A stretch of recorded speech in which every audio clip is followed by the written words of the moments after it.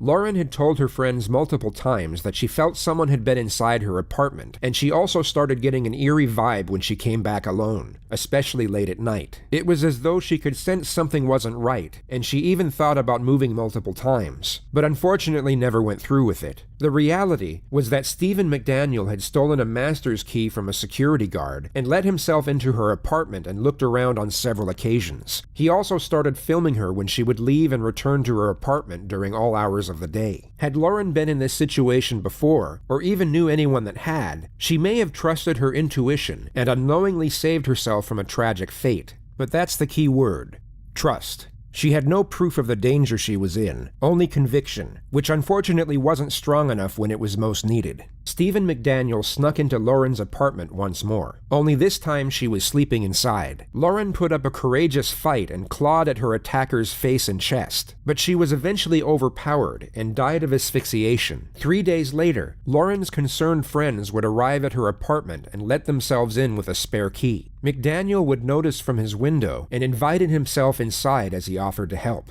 All of her belongings were still inside, including her cell phone, driver's license, and passport. A missing persons report was filed that night. A search party commenced the next morning, and police would discover the victim's torso at 9:40 a.m. It was placed in a trash can next to the apartment complex. The rest of the victim's remains were never recovered. The investigation was then switched from a missing person to murder. Police canvassed the surrounding area and began conducting interviews with neighbors and classmates, one of whom was Stephen McDaniel. But he was first interviewed by the local news, and at the time was unaware that part of the victim's remains had been discovered.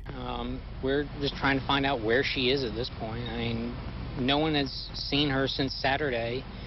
I mean, the last time anyone heard from her was an email that she sent out, and no one's heard from her since. What kind of person was she? I mean, what did you see? I mean, she's as nice as can be. I mean, very personable, very much a people person.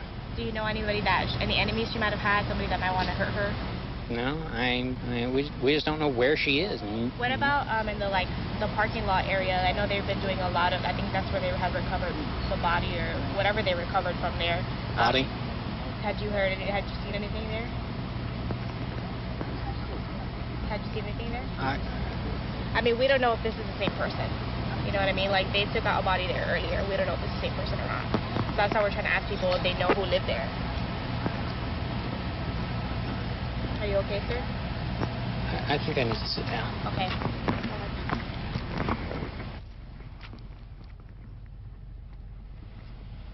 This is most likely a genuine reaction disguised as another. He is most likely feeling a sense of fear and shock over the fact a substantial piece of evidence has been discovered, yet he plays it off as a feeling of sorrow over the loss of his supposed friend. I don't know anyone that would want to hurt her. She was as nice a person as there is.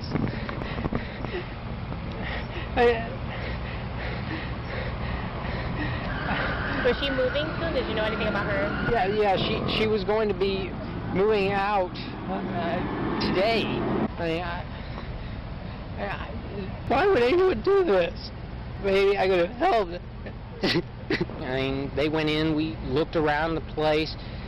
No sign of a struggle, no sign that anyone had broken in, just nothing. He was interviewed by police at 11:50 a.m. and offered to help in any way he could, yet came across as fidgety and apprehensive the entire time. There were two highlighted moments of the interview. The first was when Stephen asserted that he was a virgin, saving himself for marriage. The second was when the detective discovered scratch marks on his face and stomach, which he asserted were done by himself in his sleep. He at that point unknowingly became the prime suspect and was asked if police could search his apartment. Stephen reluctantly accepted and was then transported back to the complex with 4 other investigators. While searching his apartment, they discovered a collection of swords, guns, toilet rolls, stockpiled provisions as if he was expecting an apocalyptic event, and a mask made out of women's underwear. The most significant discovery, however, was a pack of condoms. Stephen was asked why he would have such an item in his possession if he was staying celibate before marriage, at which point he miraculously confessed to stealing them from another apartment. This gave the detectives probable cause for arrest, and Stephen was placed in handcuffs and brought back to the police station. His interrogation began just after 11 p.m. All right, brother. All right. just gotta ask you a few more questions. Okay. You came down earlier tonight, me and you talked, all right. You don't have any weapons on you, do you? No. That's just you are. What's wrong? You know I'm Detective Patterson, right? Yes. Do you remember, put your hands up here, you remember us talking Yes. earlier tonight, right? Yes. You remember me earlier in the day? Yes. When we came down here and talked a little bit and then we left? Yes. Okay. The monotone dialogue and lifeless demeanor you see here reportedly started on the drive back to the police station, and the suspect's conduct throughout the entire procedure is not only mystifying, but almost impressive. This is one of the most extraordinary pieces of interrogation footage to ever reach the public domain. I need to know about this girl right here. You know her? Yes. Who is that? Lauren Giddings. Does she live next door to you? Yes. When's the last time you seen her? 2 or 3 weeks ago. Okay. Was you friends with Lauren? Yes. Look at me when you talk to me, son. Okay? The suspect has morphed himself into this abnormal and extremely creepy character. Whether it's a strategy or some sort of mental breakdown is unclear. But what's incredible is that it somewhat dictates the pace of the interrogation. The detective has just closed the distance and commanded eye contact, both of which are recognized techniques to increase psychological pressure. Yet the absurdly haunting manner in which the suspect turns his head and fixes his gaze unnerves the detective to the point where he becomes the one to look away and reset his posture. This essentially never happens in interrogations, as it can give the suspect an incredible boost in confidence. Look at me when you talk to me, son. Okay? Was you friends with her? Yes. Close friends? We were good. I mean, y'all were friends, right? Both of Yes. y'all are law students. You're studying to be an attorney, right? Yes. What kind of law do you want to go into? Criminal law? Yes. Civil? Is that what you want to do for a living? Yes. Okay. The detective steps back from his initially aggressive strategy. He asks trivial questions for 35 seconds before attempting to ramp up the pressure in a more subtle manner. And you've lived next to Lauren for a long time? Yes. Okay. Do you know where she's at tonight? No. Hmm?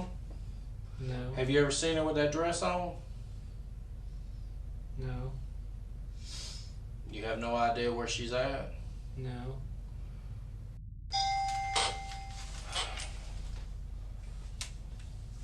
Yes.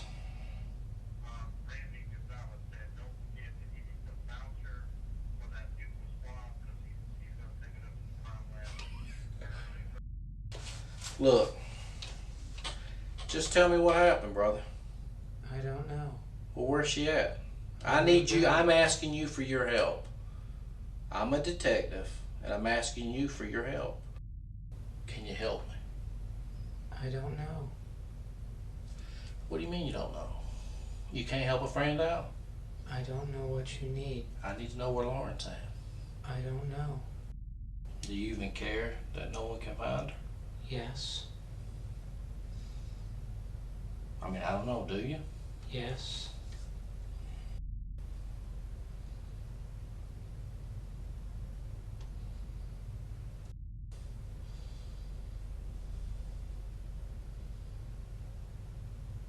What's up with the pair of underwear that was in your apartment? I That was don't like know. a mask.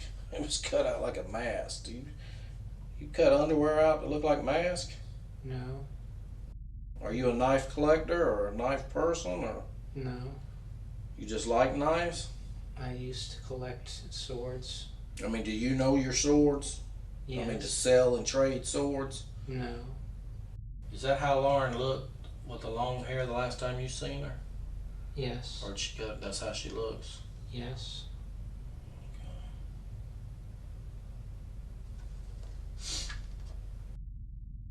I mean, earlier today, me and you sit here and talk normal. What's going on with you now? Why are you acting like this? I need to know. Why all of a sudden you're acting like this? I don't understand. Okay. Earlier today, we sat here and talked. But now you're acting like you don't know what's going on.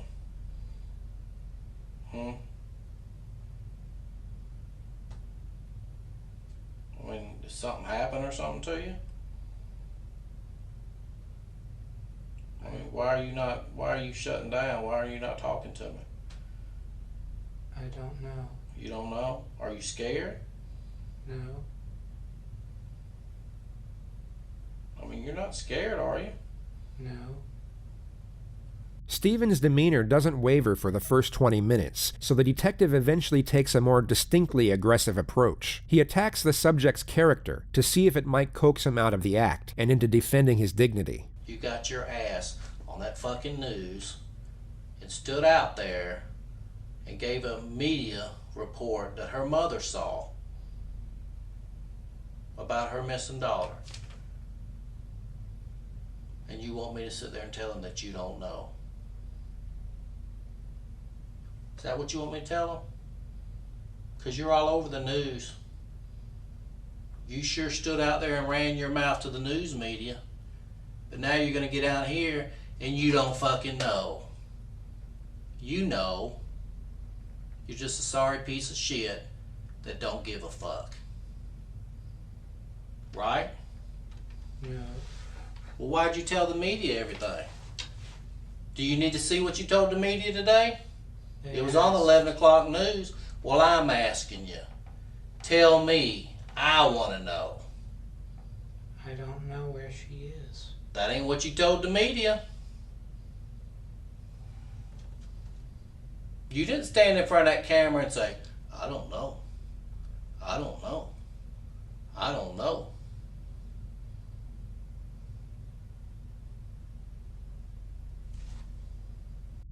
I need you to tell me what you want me to tell her mother. And then I won't ask you another thing. I'm not going to tell her mother that you don't know, because her mother saw you on the news tonight. And she cried all the way down to Macon. Because you had the balls to get on the news and tell everybody everything. So this little act that you're doing right now ain't working with me. Okay? So you can just snap out of it and tell me what the hell happened so we can move on. I don't know. Well, how many times you gonna say I don't know? How many times you gonna say it? If you did something that you regret, you need to let me know.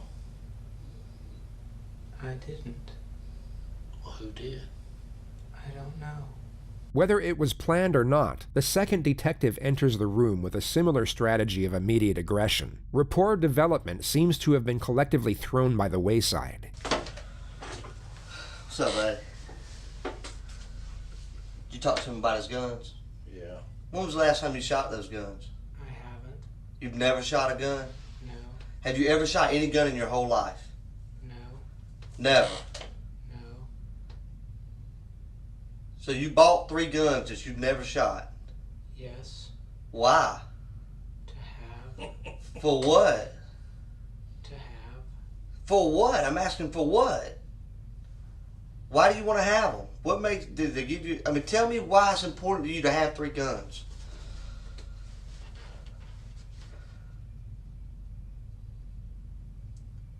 That's an easy question. Come on, talk to me, buddy. Me and you talked all day today. We ain't had a problem communicating. Why is it important for you to have 3 guns? Do you not know? No. You say you don't know where Lauren is, right? Right. You told me earlier you and Lauren were friends, right? Yes. How would you describe y'all's relationship? She was my friend. She was your friend. What, did you ever do things for her? Did she ever do things for you? What did she ever do for you? We talked. We talked, what'd y'all talk about? News. The news? Okay. How many times have you been in her apartment with her hanging out? I don't know.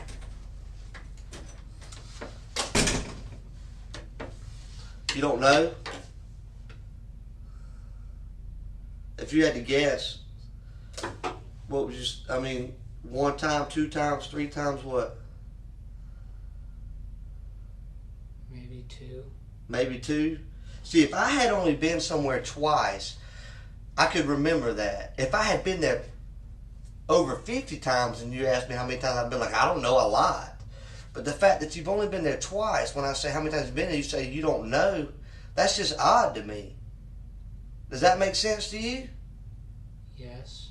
That does make sense. So what I'm saying right now makes sense? No.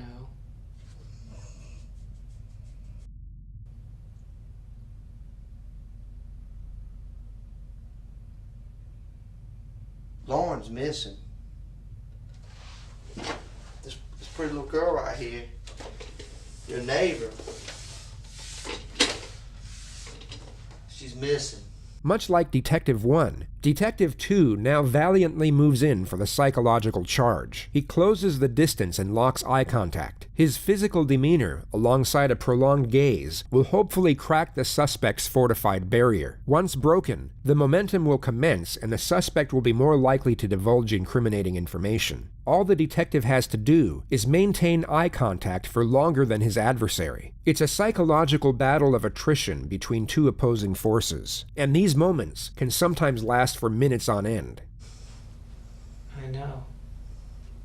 Me and you both know it's no different than when you was a little kid, right?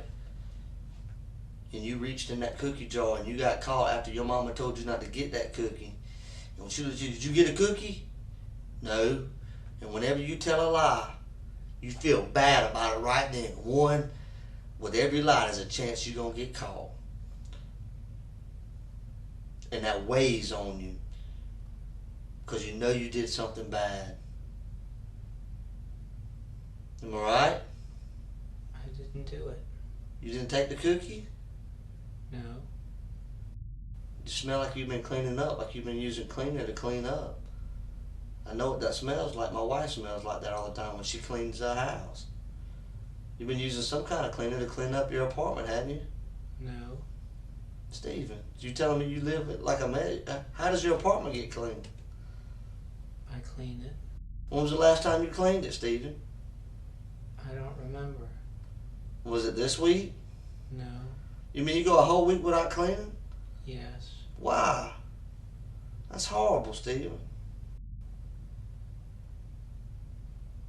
I don't know how else to say it, Steven. Let me tell you what I think. I think that she was a friend of yours. Look at her right here. I think that she was a friend of yours. And I think something happened, Steven.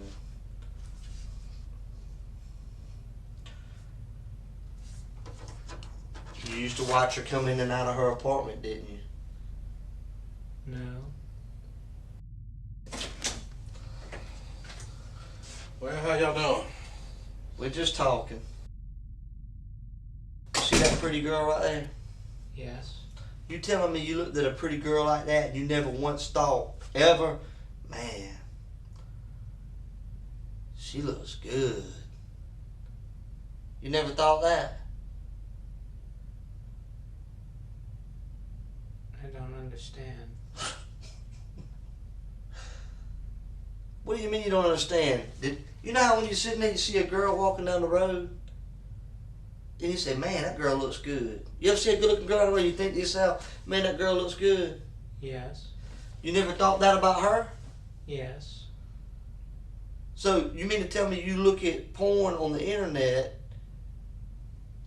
and get off to that, but you never looked at her and said, man, I wonder what it'd be like to have sex with her? Yes. You have? No.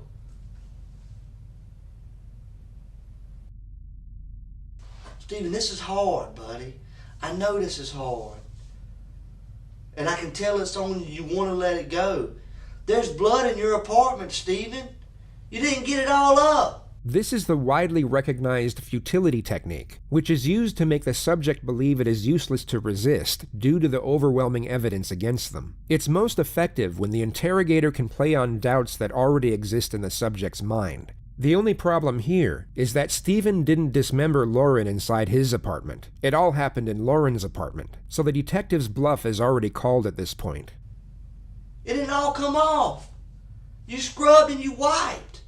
But we can tell that. Don't you watch CSI? Yeah, we know it.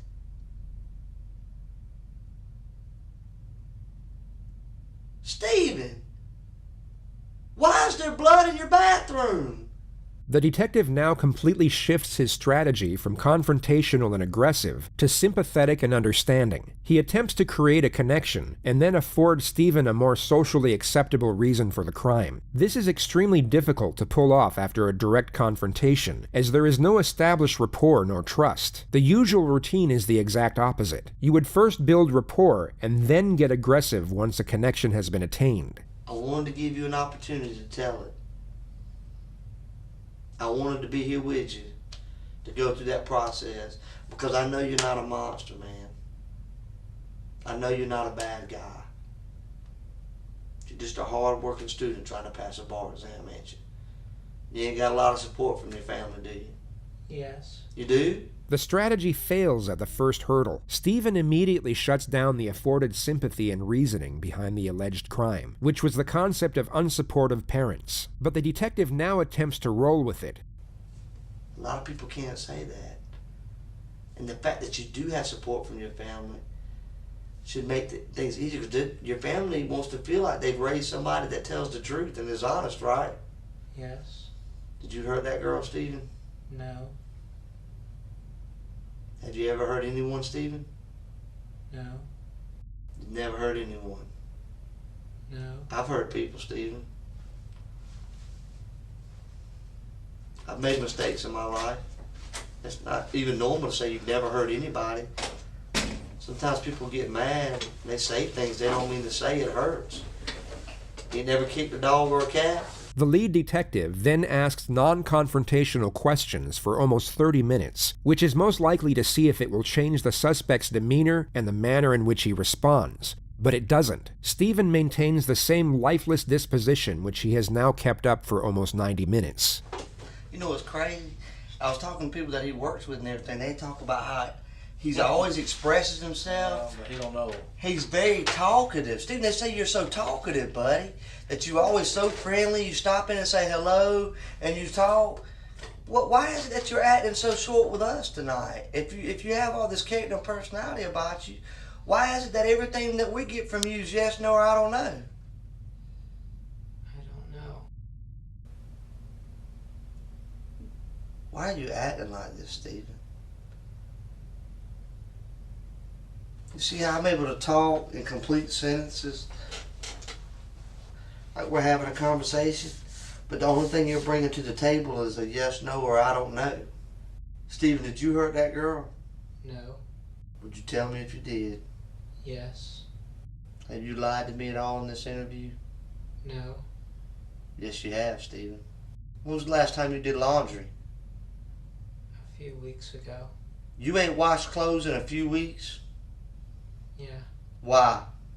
I have a lot of clothes. No, you don't. That's another lie. You don't have a lot of clothes. Yes, I do. Nope. You got enough underwear to last you 3 weeks? Yes. Do you wear the same pair of underwear more than one day? Yes. Why? Because it's still clean enough to wear. Where's that little girl, Stephen? I don't know. Stephen, you know. You're going to look at this right here, this little girl right here,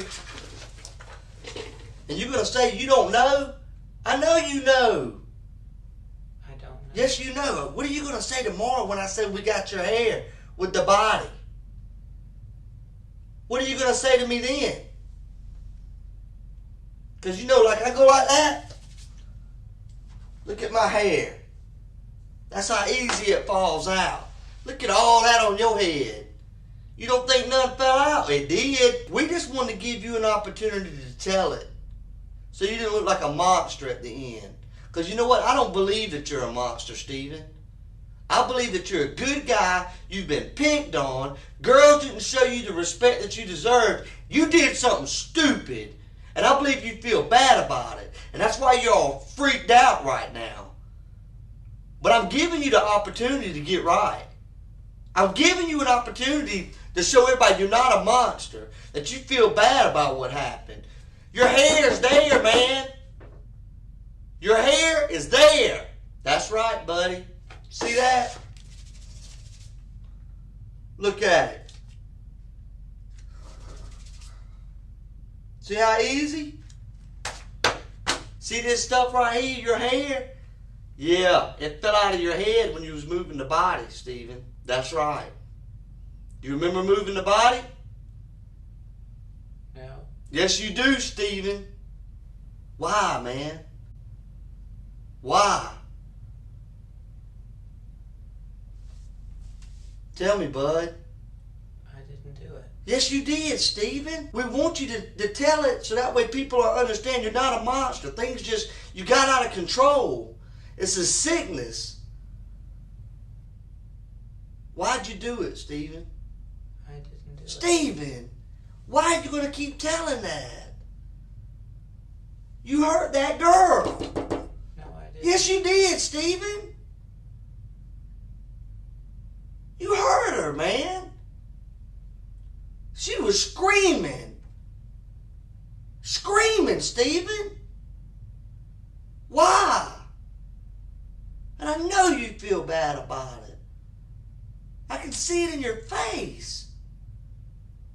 What came over you, man? What happened, Stephen? I don't know.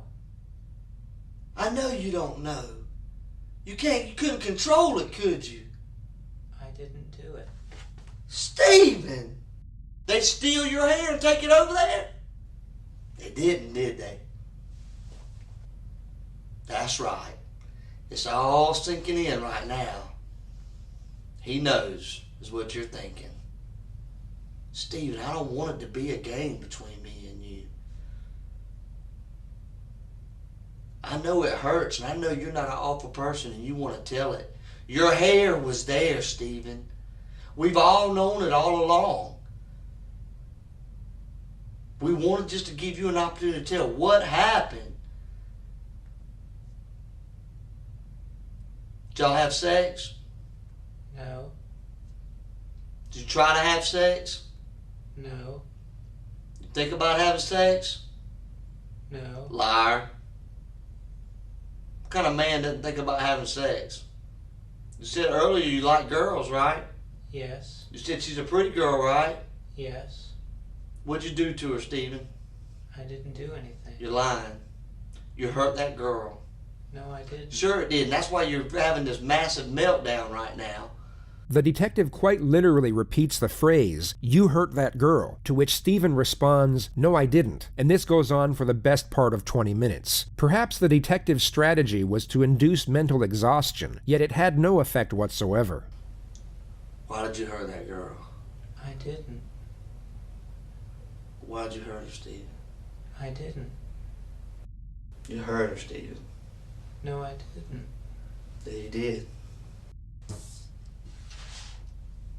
I'm gonna take this from me. You don't deserve to look at it. Just stay right here, okay? Okay. I appreciate all your cooperation tonight, okay? Okay.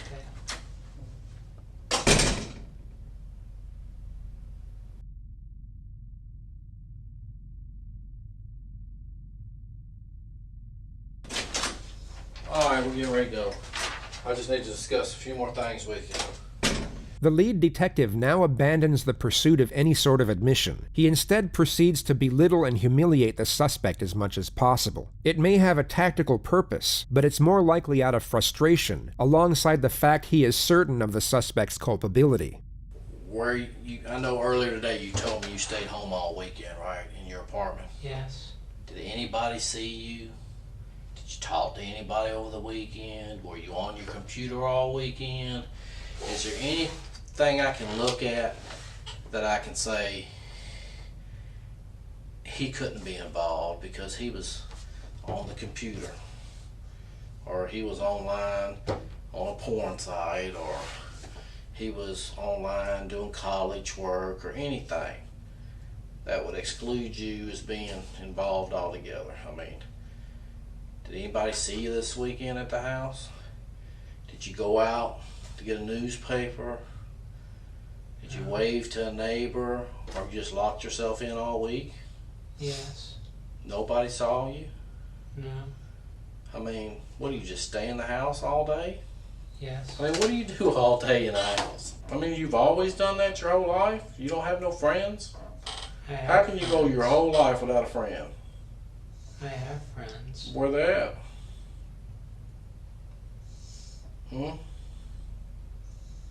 Where they at? You have any friends here in Macon? Yes. Name one, because everybody I talked to said they ain't your friend. Ryan Granger, Cass Lawson, Ashley Morehouse, Carmen Love. That's the same people I talked to today, and they're not your friend. Okay? One of the reasons interrogations are so fascinating is the ethical vacuum it creates for everyone inside its bubble. In any other circumstance, the detective's behavior here would be considered cruel and reprehensible. He's essentially bullying the suspect, yet the empathy we would normally have is now stripped away through the impression of retribution. We know this person has done something horrific, and the treatment he is now receiving is merited through his own actions. They're not your friend.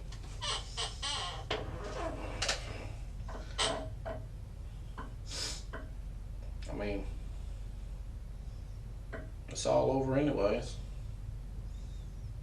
I just want to know what was going on tonight. The game's over. I mean,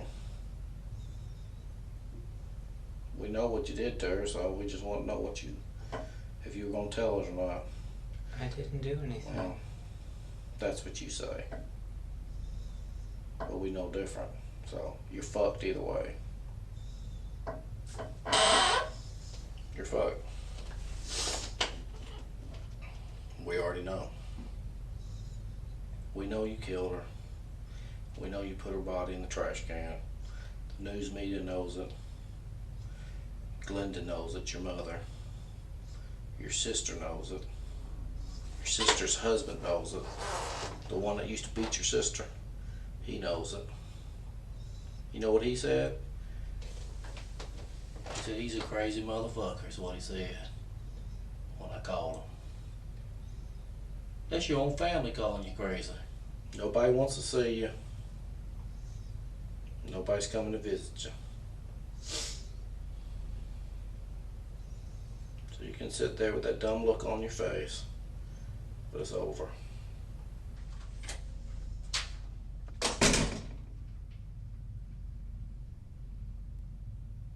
The entire interrogation took over 2 hours. When sped up by 20,000%, you truly get a glimpse of how remarkable the suspect's catatonic performance was.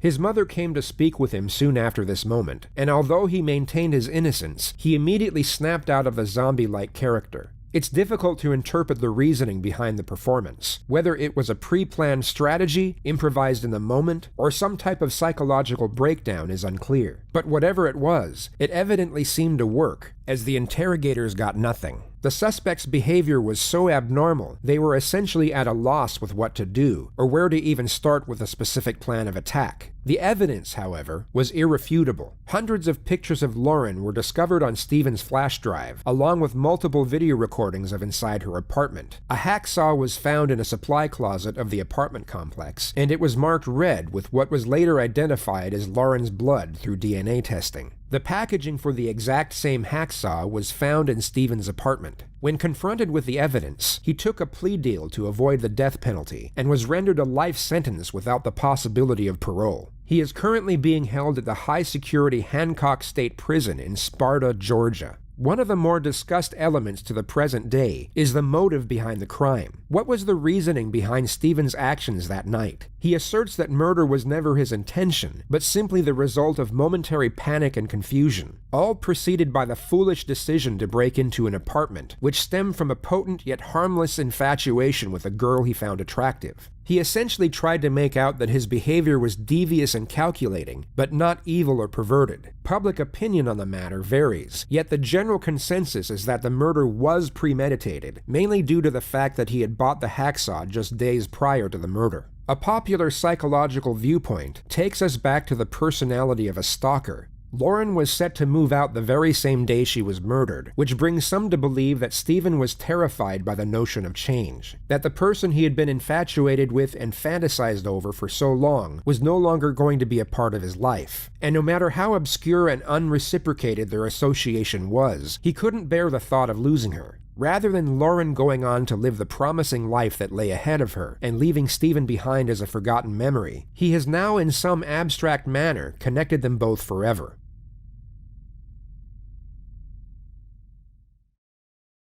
Good to be back. Hope you're doing well. This is the 6th and final installment of my Stephen McDaniels commentary. Man, it's been a slog. We are deep in the troll vortex of insanity. I don't think anyone's gone this far. It's like cave diving, but a lot more dangerous.